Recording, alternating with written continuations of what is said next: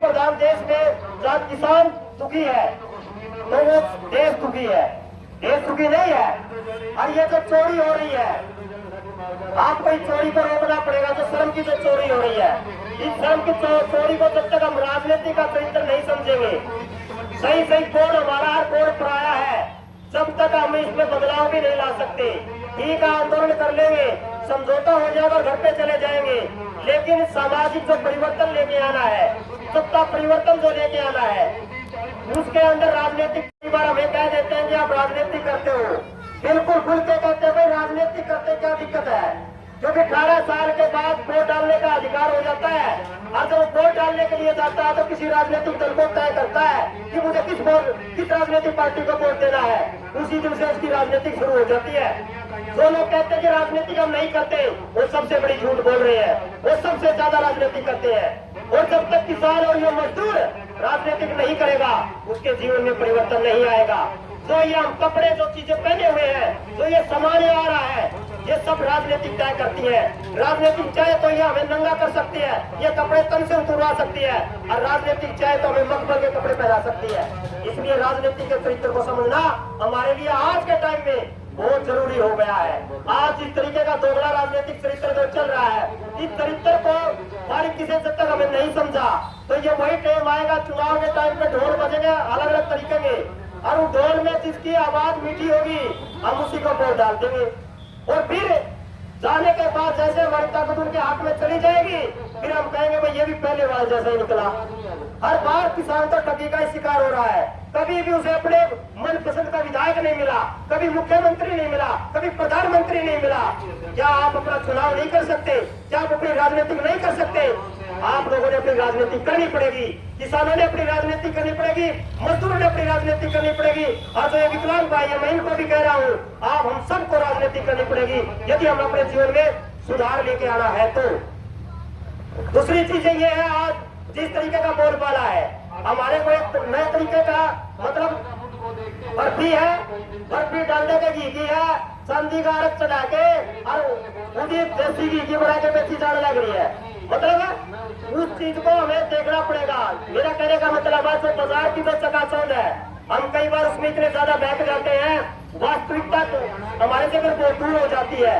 हमें उस चीज को भी पहचानना पड़ेगा। आज टाइम आ चुका है और लगभग कह दिया है। अब ये G20 चल रहा है, कितने लोगों को पता कि G20 क्या है? G20 का यहाँ पर आने का मकसद क्या है? आम जनता ने G20 के बारे में कुछ नहीं पता। रियल बात है ये। और ये गिने चुने जो राजनीतिक लोग हैं, उन्हीं को पता कि मैंने G20 किसके लिए लेके आए हैं। G20 का मतलब है जो 20 देश इकट्ठे हो रहे हैं यहाँ पर, वो ये बिजनेस बड़ा बिजनेस के ऊपर चर्चा करेंगे। इस देश के अंदर क्या लागू करना है और उन 20 देशों में क्या चीजें लागू करनी है, उसके लिए नीतियां बनेगी। पूंजीवाद की जो नीतियां होती हैं, उसके लिए नीतियां बनेगी। उसमें कोई किसान के कृषि कानून पे चर्चा नहीं होगी। जो वातावरण जो खराब हो रहा है, इन्वायरमेंट के ऊपर चर्चा नहीं होगी। शिक्षा का अधिकार के ऊपर चर्चा नहीं होगी। खाद्य सुरक्षा कानून के ऊपर चर्चा नहीं होगी। आरटीआई के ऊपर चर्चा नहीं होगी। ये जो हमारे जीवन के जो हिस्से है, G20 में उनके ऊपर चर्चा नहीं होगी। उसमें जो मेहनबाजी होगी, उनमें वो जो विदेश से जो लोग आ रहे हैं, उनके ऊपर 900 करोड़ रुपये को जिस तरीके से बहाए जा रहे हैं। और आप देखिए इस देश के अंदर 155 लाख करोड़ कर्जा है अपने ऊपर है, विदेशी रुपया का। इतना कर्जा ही देश को ऊपर है।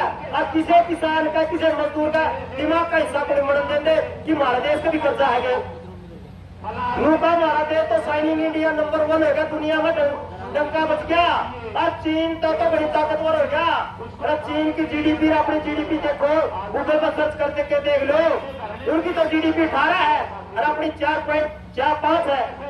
जीडीपी देखो कहाँ जा रहे हैं हम। हमारी ग्रोथ उनकी ग्रोथ से तो बड़ी पीछे है। लेकिन हमारे अंदर जो चांदी का आरक चढ़ा के बर्फी के ऊपर दिखा जाने लग रहा है, वो ये दिखा जाने लग रहा है देखो हम दुनिया में पहले नंबर पा रहे हैं। लेकिन वो जो टेलीविजन तो दिखा रहे हैं, बिल्कुल जो रवीश कुमार ने जो बात कही थी, भाई अपने बाप ने बचाना है, अपना देश बचाना है, तो ये जो इलेक्ट्रॉनिक मीडिया है ना, ये टीवी देखने बंद कर दो। मेरा चेहरा लग रहा है, कब आपका बेटा आतंकवादी हो जाएगा, कब आपका बेटा आपका बाहर हो जाएगा। होगा आपको पता भी नहीं चलेगा। जो टेलीविजन देखने लग रहा है, मैं तो मेरे पिताजी का अनुभव लिया, मैंने सोचा कि घर में बुजुर्ग आदमी है और बोर होने लग रहा है, टेलीविजन धर दूं, मैंने टेलीविजन धर दिया। वो उसकी रुचि थी नाटक नुटक देखने की, मैं बोला कोई देश दुनिया के टेलीविजन खबर भी देख लिया करो माँ पिताजी। उसने मनो चैनल बता दिया आज तक के ये तरीके के, उसका इतनी रुचि बढ़ी कि वो नाटक नुटक तो गया छोड़, हमने सारे खबरें देखनी शुरू कर दी। आज जब ये 2019 के जो लोकसभा के चुनाव की जो बात आने लग रही थी, उस पर जो टोटल बात आने लगी, मेरा जी मोदी तो 1 नंबर का आदमी है। मैंने देखा कि हमारा घर में जो तासीर है वो तासीर तो क्लियर हो रही है, लेकिन ये मेरे पिताजी में नया रंग क्या कर चढ़िया, जब मेरा लगे ये टेलीविजन का रंग है। वो टेलीविजन में जो रंग है नी, वो कितना रंग चढ़ावा आप देखो, इस बात का अंदाजा लगाओ, क्योंकि वो बैठे बैठे सोच सके हैं। जो टेलीविजन अपनी बात नहीं सुनावा कदे भी। किसान आंदोलन ने तो तरह सोशल मीडिया ने बता दिया, किसान आंदोलन तो किसान आंदोलन तो पिट लिया था, इलेक्ट्रॉनिक मीडिया तो बिक चुकी थी।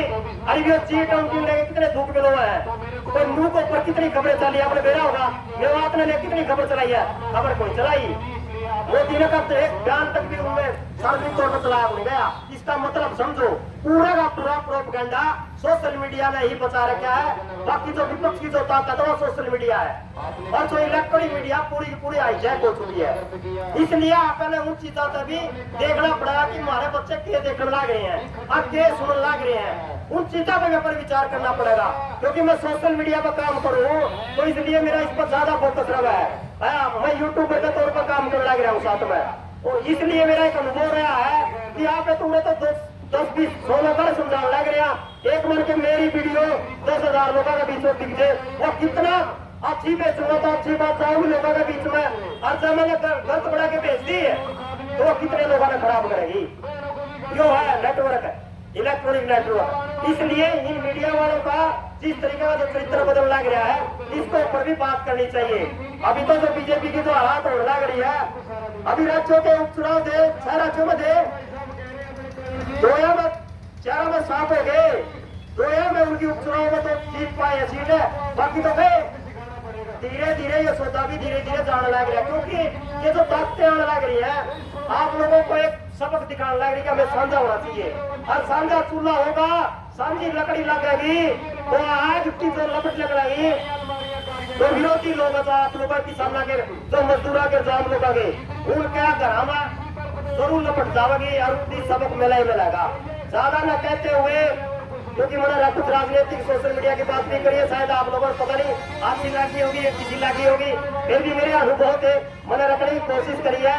मैं विकलांग अधिकार मंच का राज्य का महासचिव होने का नाता आपकी मांगों का शायद इनसे समर्थन करता हूँ, और भविष्य में भी कभी याद कर लियो, आपका जो वातावरण बनाने खातर है, हम सबका ज्यादातर काम है इसका वातावरण इन्वायरमेंट बिल्डिंग का जो काम करना आग्रह है, उसमें विकलांग मंच ज्यादा काम आ सका से हमारे तारे पर्चे काम बढ़ने पड़ जियो, सारा काम तारा खेलना रहोगे, पूरे समर्थन दिल के साथ समर्थन दे लगे। इंकलाब जिंदाबाद।